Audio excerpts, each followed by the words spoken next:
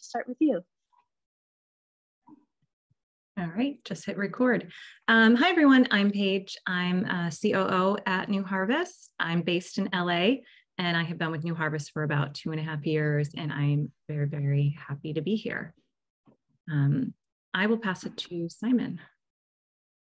Hi, everyone. Simon Ongom is my name, and I am the financial controller at New Harvest, coming to about 10 months now with New Harvest, and pleased to meet you all. Thanks, Simon. Jadira, would you like to go next? Sure. Hi, everyone. My name is Jadira, and I'm one of the directors of Responsible Research and Innovation. I'm based in Canada, in Ontario, and I've been with New Harvest for 2 years. Thanks, Jadira. Bree, would you like to go next? Hello, I'm Bree Duffy. I am one of our other directors of Responsible Research and Innovation based in the US, and I've also been here for 2 years. Thanks, Bree. We also have Dwayne, who is not feeling well today, but Dwayne is our Dwayne is our Director of Responsible Research and Innovation. So you'll notice they all have the same title, but based in the EU. And that leaves, last but not least, myself. My name is Isha Datar. I'm Executive Director of New Harvest. And as of January, I will have been in this role for 10 years. Oh my gosh. So I'm gonna just get the slides going here. Give me 1 second. Oh, I need screen sharing, please.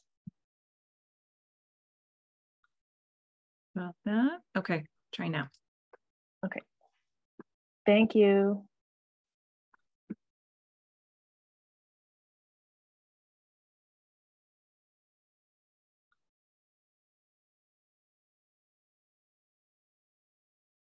Does that look right? No, I see Bree slowly shaking her head. Okay, let me try one more time.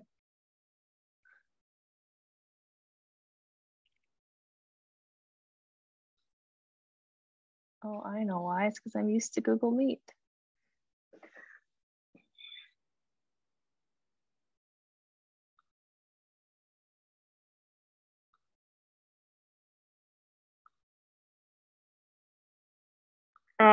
I think I just have to share that video because I'm not sure how not to. So here we go. You can see the slide, right? It just looks like it's in an internet window. Yeah. Yeah. Okay. It'll have to just be that way. Sorry, everyone.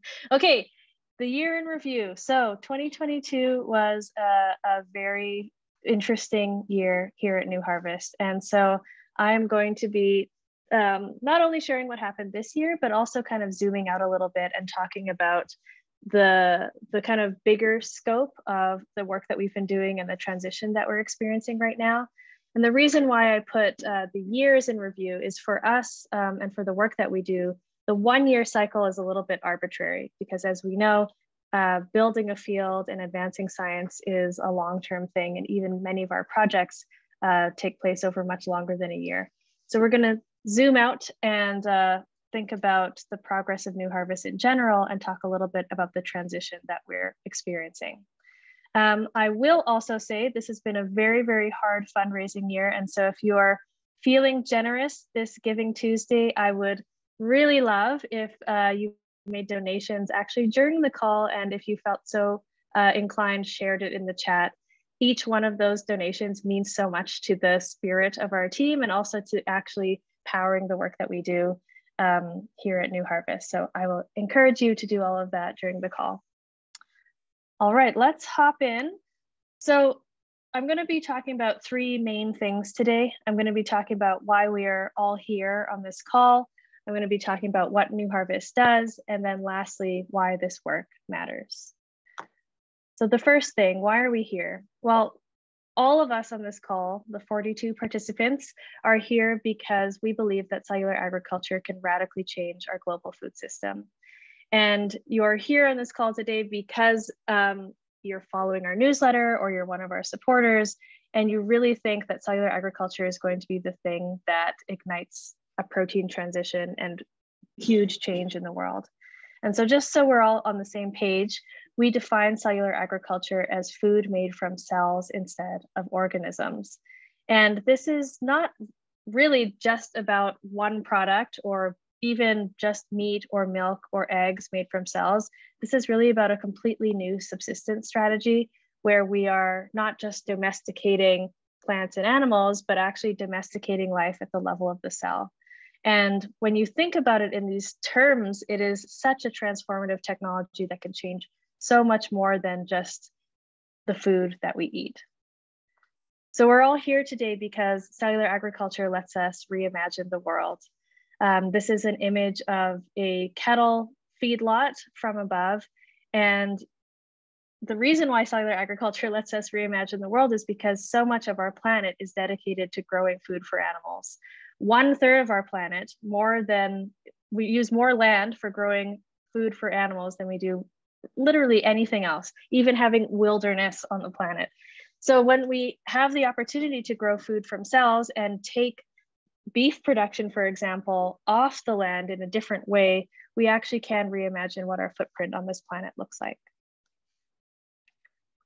Cellular agriculture also allows us to build resilience into our food system. So as we enter a climate change world where the rules are slowly changing or even quickly changing, cellular agriculture offers this additional way for us to feed our global population.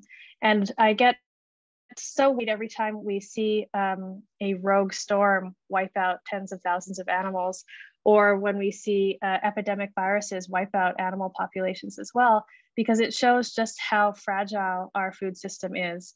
And further, the way that we've been producing animal products through deep intensification, I believe makes our farming system even more prone to disaster.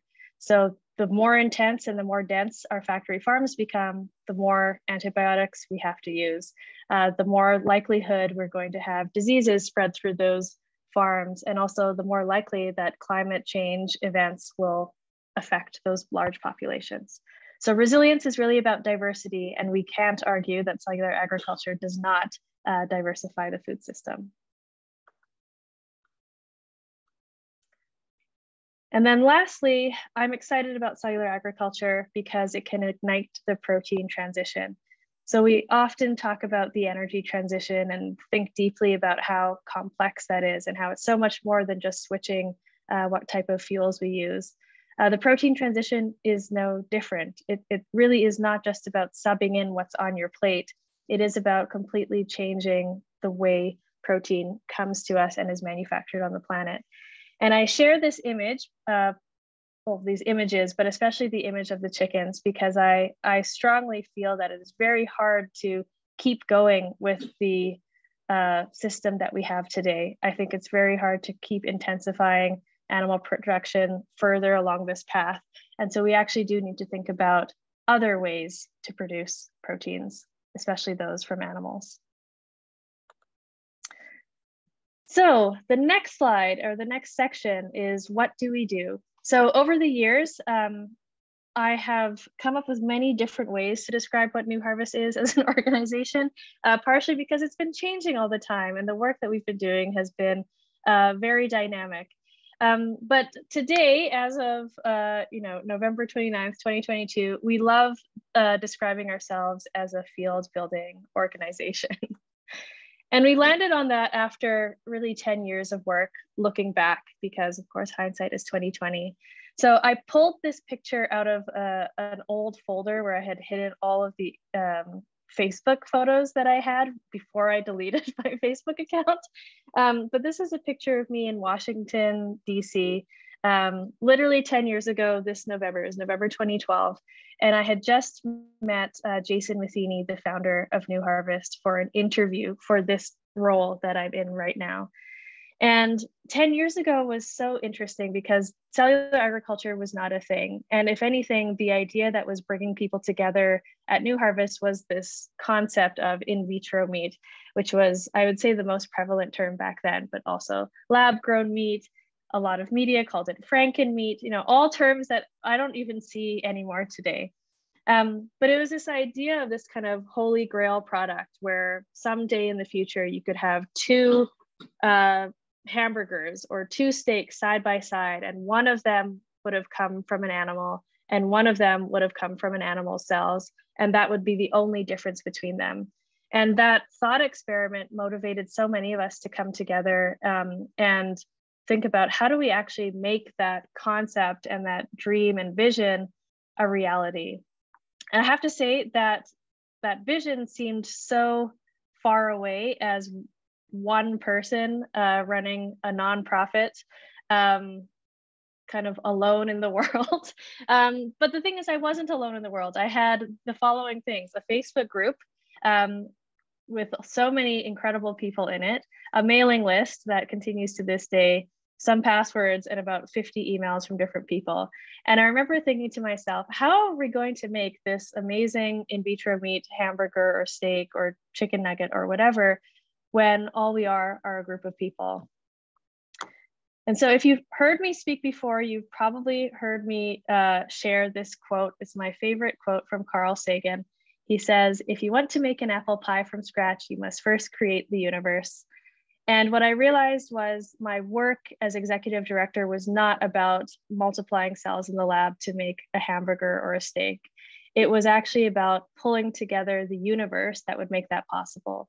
So who are all the people? What is all the knowledge? Where is all the funding and support going to come from to make this crazy idea possible? So how do you actually activate not just scientists, but also philanthropists, entrepreneurs, investors, policymakers, future consumers and excited fans and amplifiers and celebrities and chefs? How do you pull them all together to make this idea so insatiable that it actually comes to exist?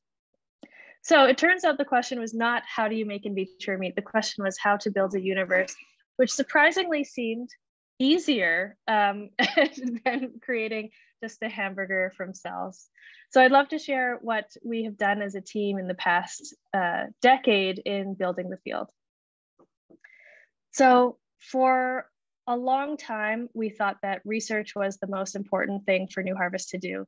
And the reason for that is that Facebook group that I shared. We had a lot of enthusiastic fans who were excited to support and consume these products, but we didn't have a ton of individuals who actually had hands-on cell culture experience or could speak to how the process would develop.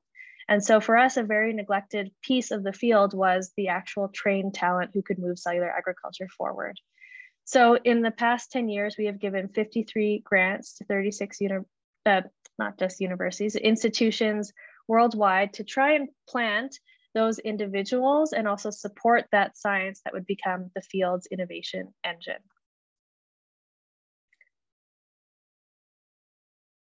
And what that has led to over 10 years' time has been the foundation of the field in terms of knowledge. So our papers, we have about 39 plus 26, so 65 peer-reviewed publications in progress and published, which really represent the scientific basis of the field.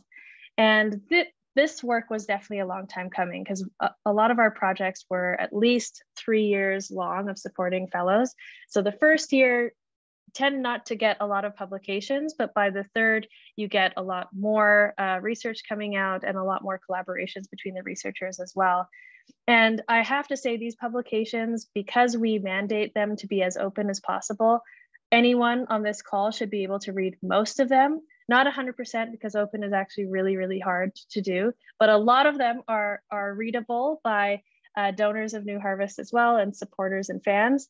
And these papers don't just get published and sit in a database somewhere.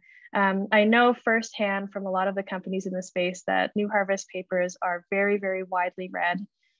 We had one paper come out about insect cells several years ago, and it felt like overnight all the companies were working on insect or crustacean or seafood cell culture. So not only are they well read, they're also very influential in the space. And what has happened as we have funded these researchers and supported kind of neglected areas of cellular agriculture, I believe that we have empowered a lot of leadership in the space. So I have changed this network image several times over the years because I want to show that it really does require that whole world and whole universe to make cellular agriculture happen. You may remember that in the early days of New Harvest, we helped co-found companies and did a lot of work introducing co-founders to one another. And so that represents a lot of the kind of success stories over on the right. And from those 11 or so startup companies in the field, they have raised so much money for R&D related to cellular agriculture over the years. I would say it's nearly half of the investment in cellular agriculture has gone to these companies, and they've created over 1,000 industry jobs, really creating new jobs that did not exist, that did not have a talent pipeline before, and pulling people into cellular agriculture. And then on the upper left, we have all of the researchers in our network who have received government grants. So pulling in public sector funding to support cellular agriculture and legitimizing cellular agriculture as an actual discipline and field of science worthy of government support. But I also want to draw attention to the upper right. I'm so bad with right and left. The upper right and the bottom left. And these are groups that are not just startups and not just public sector academia. These are nonprofits in the space that we've helped in the early days, either with small amounts of funding to get them started or through connecting them to people in different ways. These nonprofits are so important for the space because, as you know, cellular agriculture is this tool that can be adapted in so many different ways.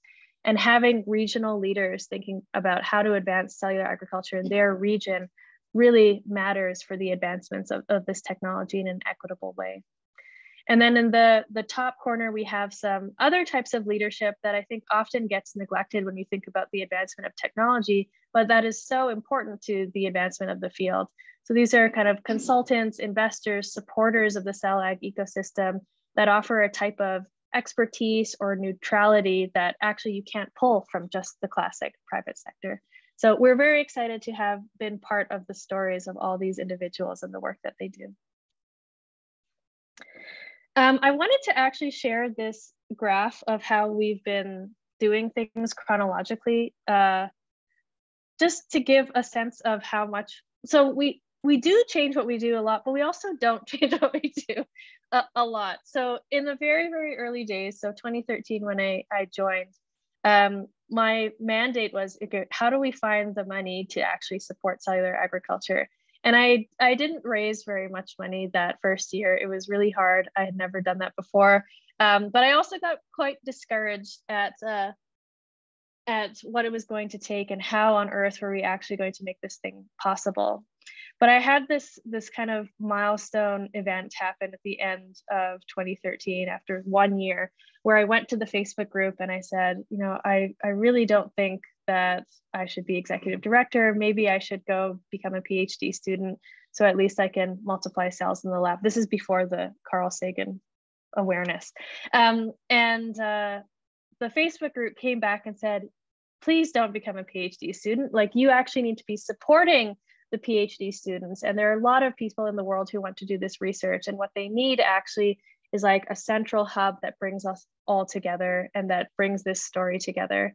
And so that motivated me to continue in this role of executive director, and kind of led me to that quote about making an apple pie from scratch, and realized that actually there is something important about having the center of a hub, or like the center of a universe, pulling people together. And that role is kind of unique. It's unique not only in cellular agriculture, but in science in general. So I continued on with the role, but got very, very impatient about advancing cell ag, and thought, oh my gosh, how are we going to actually make material progress? I didn't want to be just a kind of advocacy organization talking about an idea or a concept, or this like pie in the sky idea, without actually making material progress, because I believed that material progress was possible. So in 2014, that's when I helped co-found Perfect Day Foods and Clara Foods. And the reason why we co-founded those companies is because it was much easier to find any kind of support as a VC funded company than in the philanthropic world for biotech research. So it was entirely like, this is an opportunity that we have to take. And the worst case scenario is we could make some kind of sample that would get us to, you know, a next research question. It turns out that those companies did super, super well. And New Harvest was able to actually attract a lot more donor support because they saw how materially valuable cellular agriculture was and how much it actually could exist in the world.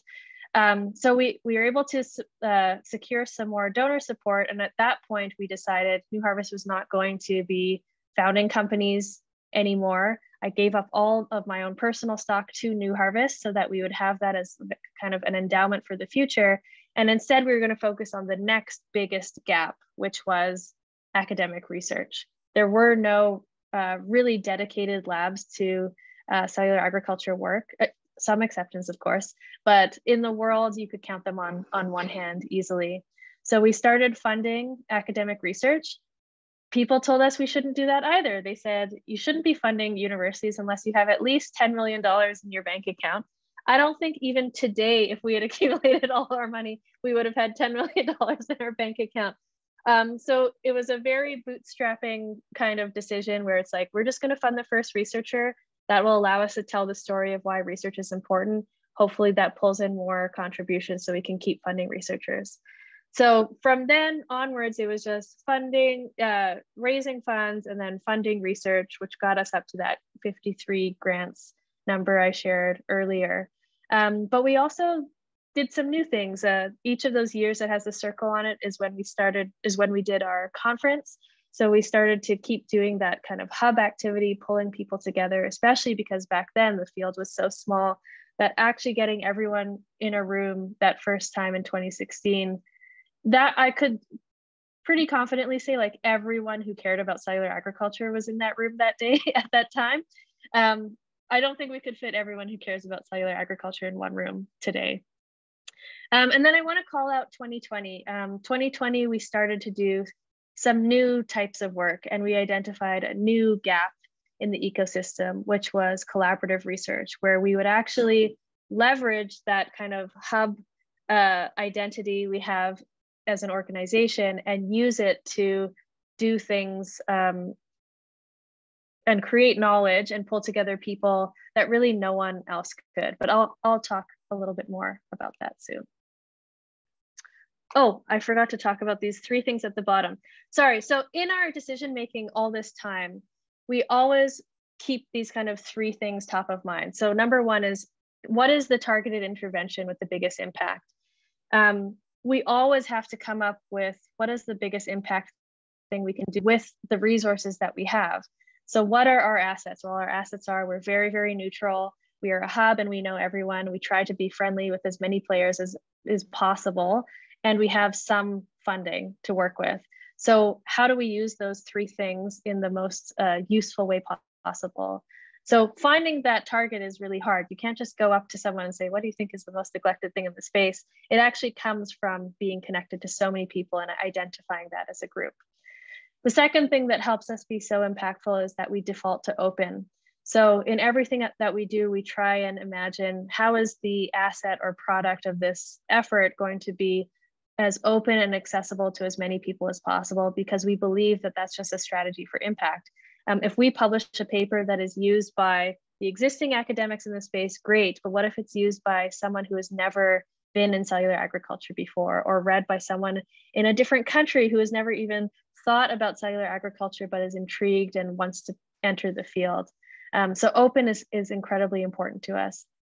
And then the third piece is that we very much focus on empowering people. So how do we support individuals in their path in cellular agriculture with their project as kind of the vehicle to get there?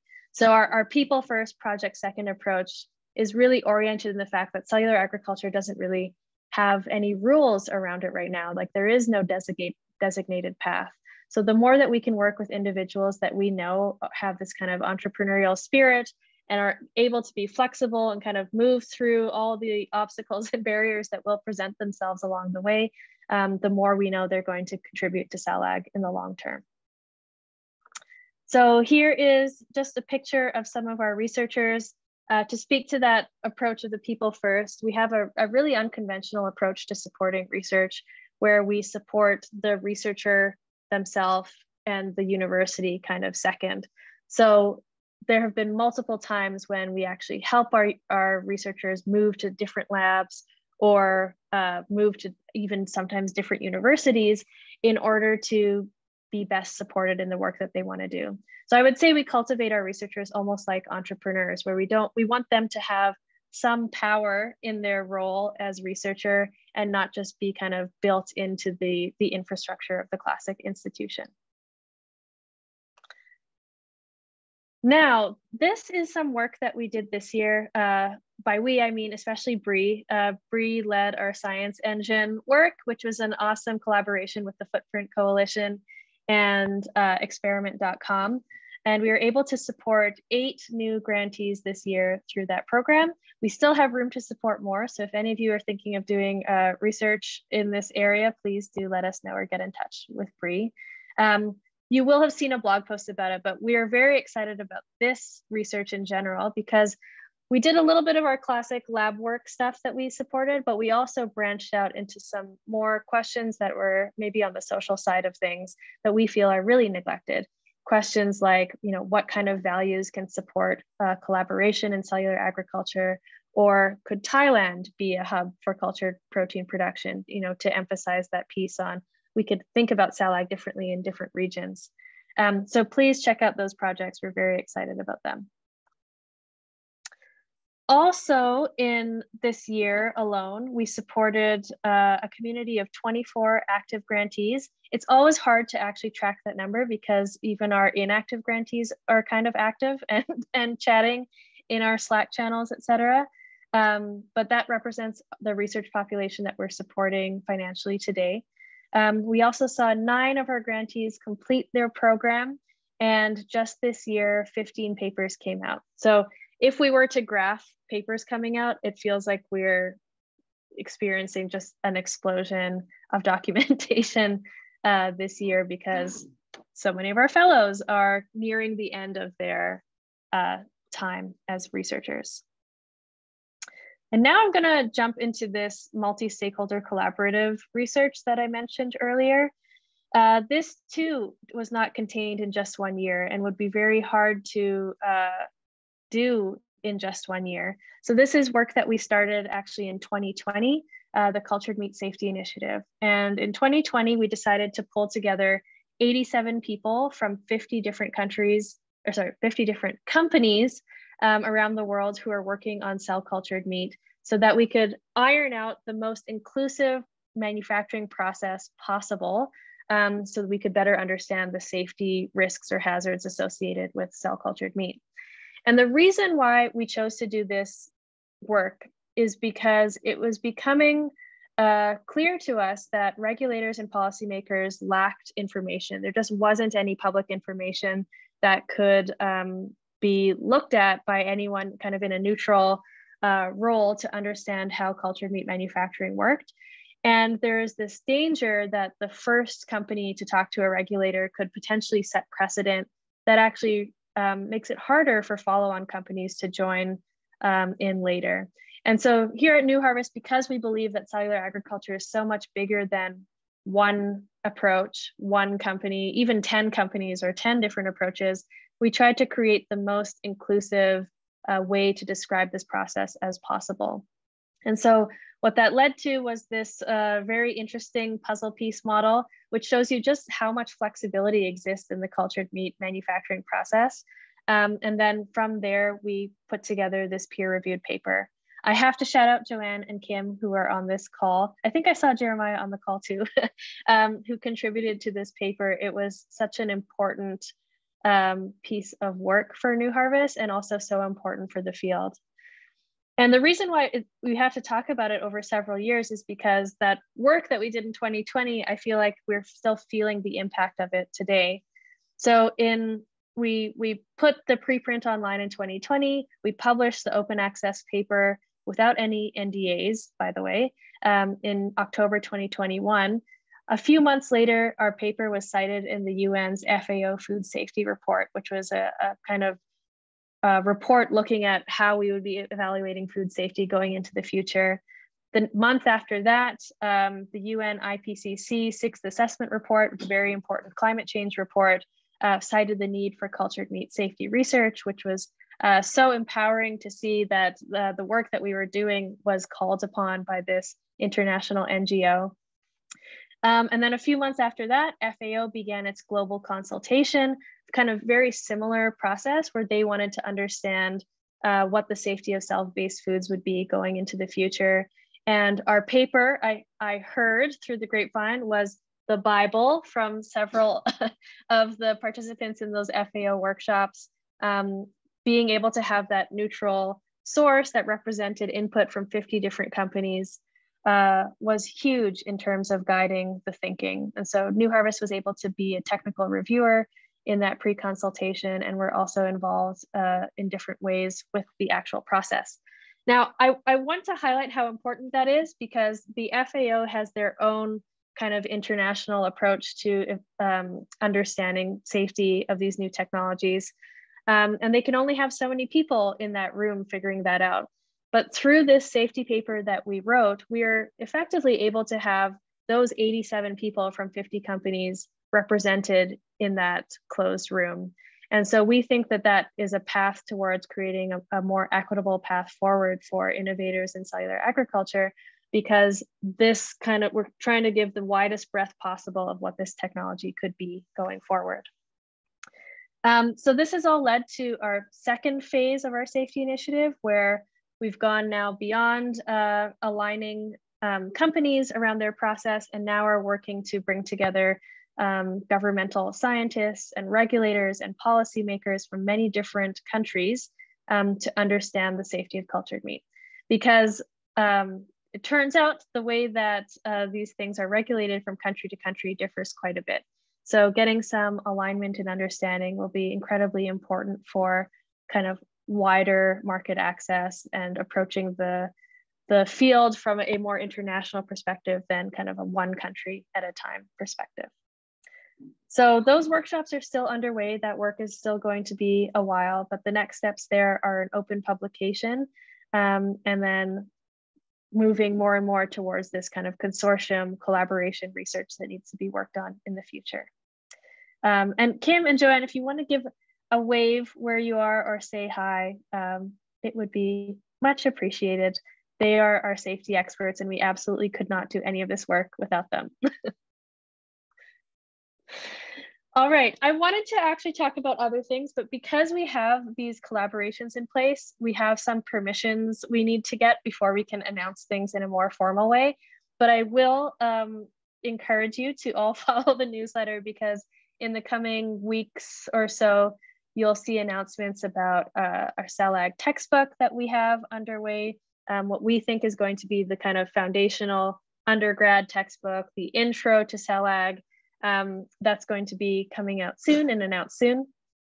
We also have a very exciting research collaboration coming out related to artificial intelligence and machine learning applications in cellular agriculture, a whole kind of field in itself, a whole interdiscipline, especially marrying that to CellAg, that should help us better understand how we could tackle some of the technical and economic challenges that lay ahead in CellAg world. And then last, but definitely not least, we think in the works, we're going to be putting out an announcement soon of a new Institute of Cellular Agriculture, in addition to the one at Tufts University. So I'm actually just going to change the slide and zip my lip before I say things that I shouldn't say just yet. Okay, so on to part 3, why does this work matter? So in 2020, we decided to articulate a new mission, and we articulated it as our mission is to maximize the positive impact of cellular agriculture. And in 2020, I think we really knew what that meant in one way, but also didn't know what that meant in another way. And so it's nice to look back at the past 2 years and think about how has our work changed and how are we working towards this mission. Well, I want to unpack the mission a little bit. So on one part, we're very focused on the positive impact piece of that. So back in our strategic plan, we talk about how we have to acknowledge that the reason why we're all brought together around cellular agriculture today is because we believe it will be better for people, the planet, and the animals that live on it. But the fact is that technologies aren't inherently positive. Sometimes it's actually everything around the technology that dictates its impact. So how the technology is owned, who has access to it, who can use it, where in the world is it deployed, how does it actually reach customers and consumers. That stuff is what determines the positive impacts of technology. So it's hard to think, how does New Harvest in its role actually focus on keeping the mission of the technology core to cellular agriculture? And so a couple of things we did this year. One was the reorganization of our team to have the 3 directors of responsible research and innovation. Responsible research and innovation is a kind of whole field of its own in a way, and area of thinking that is especially coming out of the EU, that talks about how complex it is to introduce technologies into the world and how you could possibly advance technologies in the most responsible way.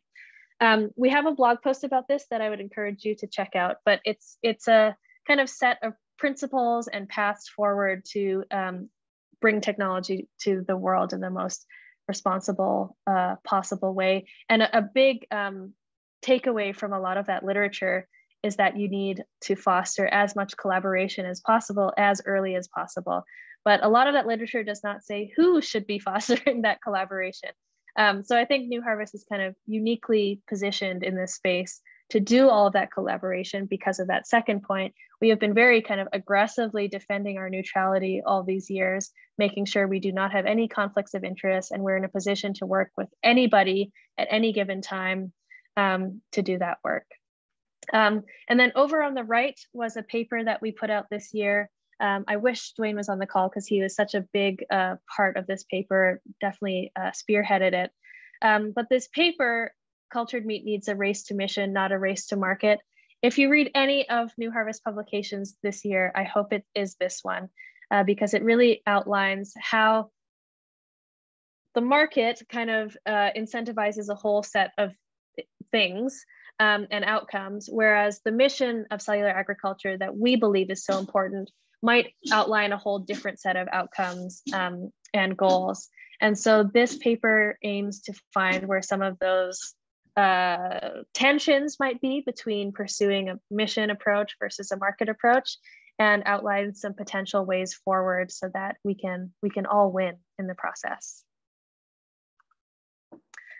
The second piece I really want to focus on in our mission is the maximizing piece. So in the early days of this new mission being articulated, people were like, what do you mean maximize? Like maximize is a word that just feels so inequitable and unfair. But when we talk about maximize, we're talking about how do we really elevate everybody at once and create things that support as many people and as many projects as possible. So this quote is also from our strategic plan. If cellular agriculture is a new city, New Harvest initiatives are the critical infrastructure projects, the pipelines for talent development, the bridges between stakeholders, and the roads to new discoveries. And so what I want you to take away from this is that the way that New Harvest maximizes positive impact of cellular agriculture is by creating infrastructure that everyone can share, that can move the field forward. So this year we launched the open cellular agriculture, which is still a very nascent concept. And so I'm excited to give an update on this in a few years. But this is a concept focused on building that shared infrastructure for the field. So shared infrastructure could be as little as our green open access repository, where we're putting publications in that everyone should be able to read, but could also be as big as actually scale facilities that could be shared for companies that are trying to scale up their processes, need a 10,000 liter bioreactor for maybe 2 years to figure out how to scale, but then actually won't need that bioreactor in the future as they move on in their progression. So we are working on these kind of very big asks for the field. And that pulls me into the direction of talking about the transition that we are in right now as an organization. So the other day I was talking to someone about New Harvest and the grants that we are applying for. And that person said, well, how much does New Harvest need to survive? And I actually felt a little bit caught in my tracks with that question, because I was kind of like, the point is not for New Harvest to survive. The point is, what is the thing that the field needs next?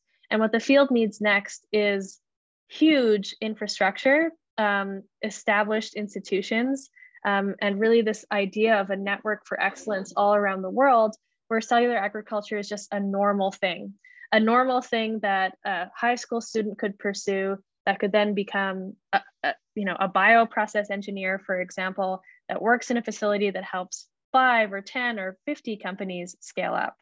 So our transition right now is about how do we use this track record that we've built from the past 10 years, that network of researchers around the world, and that network of companies and different private sector and public sector players. How do we leverage that track record and network to pursue the very major growth opportunities that this field needs next, with kind of billionaire government support, so especially support that is not so prone to kind of the market stuff that we're experiencing today, while using standard philanthropy, so our kind of business as usual funding, to carry the org through the transition. So this has been why we have launched New Harvest in now 3 different countries, is because we're trying to leverage that track record really globally. So New Harvest US has always been our philanthropy-driven programs. Our fundraising has almost entirely been from, has been entirely from individuals. And New Harvest would not be here today if not for the philanthropy of our American donors. But from that work, we are also participating in several kind of national grant programs, but more so as a partner or kind of additional supporting partner to other people's grants.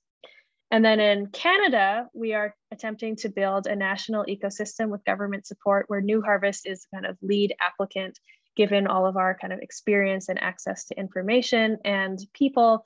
We want to be the lead applicant that kind of builds the ecosystem in Canada.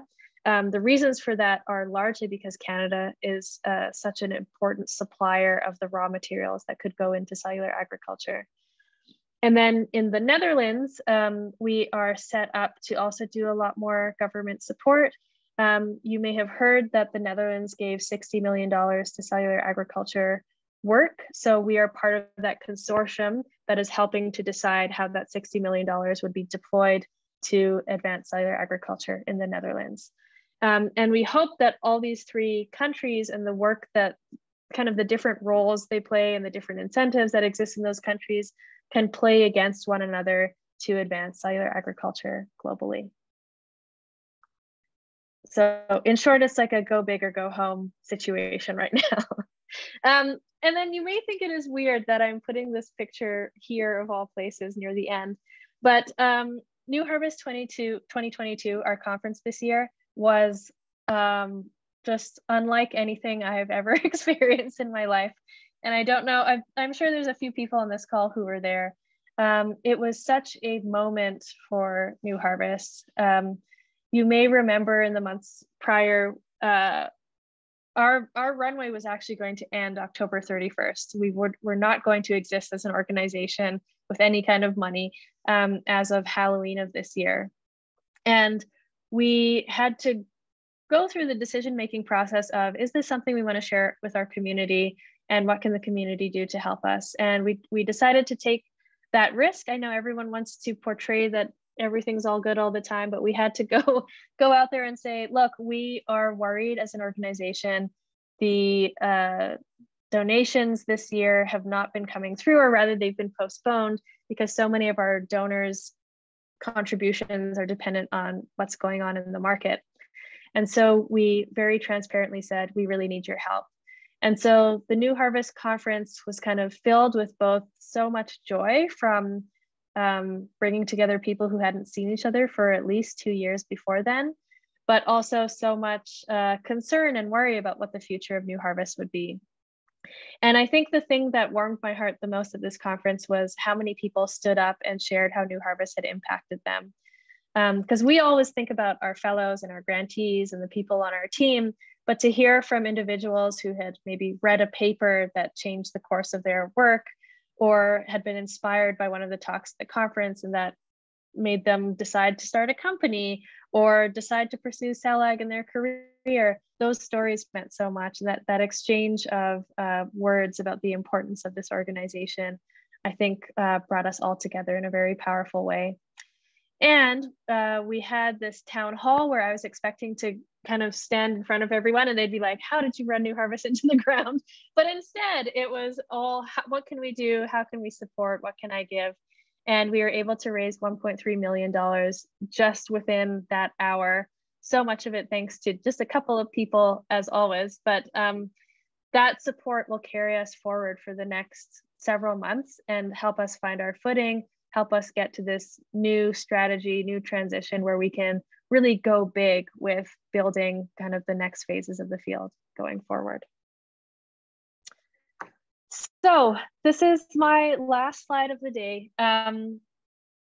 Donors are our lifeblood. And so even as we are trying to transition towards this big government support for cellular agriculture, a donation that comes in today or in the next 30 days or so for the rest of the year makes such a huge difference for New Harvest. It gives us the confidence to take the risks that we take. It gives us the time to wait for what we hear back from government, which really matters. And it also has always been the most flexible funding.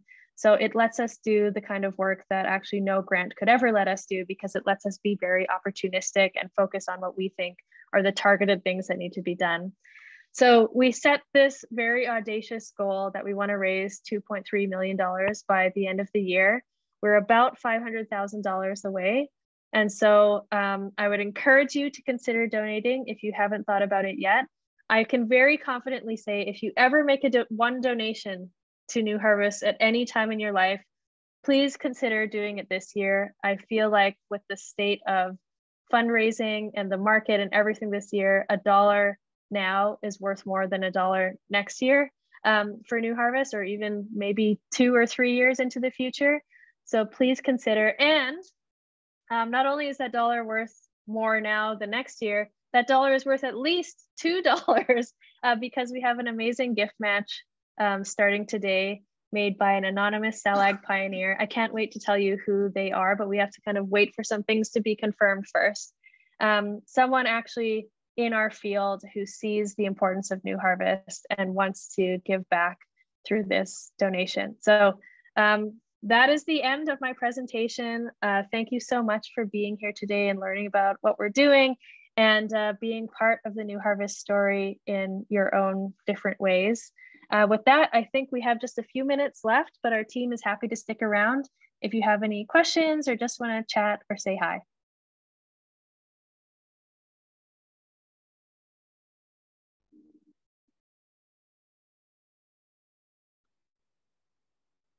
I hope someone will say something that isn't me.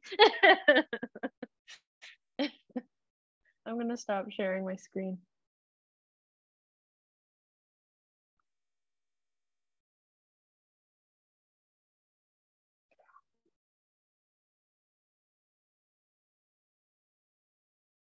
Thank you, Jennifer. And thank you so much, Joanne and Kim. Yes, Joanne, thank you so much. I'm just only seeing the chat now. Thank you so much.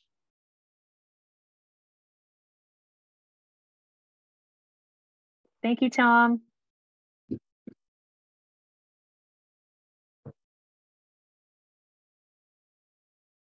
Paige, maybe we could stop recording now. Do. Thanks, Ahmet.